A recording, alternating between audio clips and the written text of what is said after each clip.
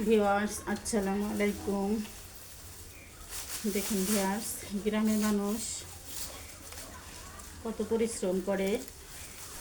এই দেখুন, এটা হচ্ছে গোবর। এটা গ্রামের প্রায় বাড়িতেই আছে। এসব গোবর তারা হাত দিয়েই উঠায়।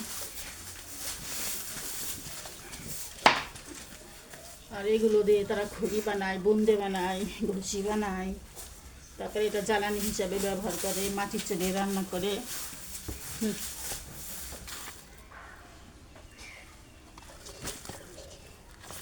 সব গোবর নিয়ে আসলাম, এখন এই গোবরে ঘুষি বানতে হবে।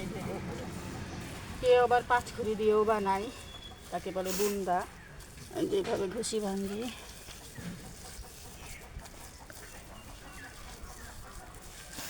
এটা শুকায় গেলে তখন আমরা জাল দেব মাটির চুলায়।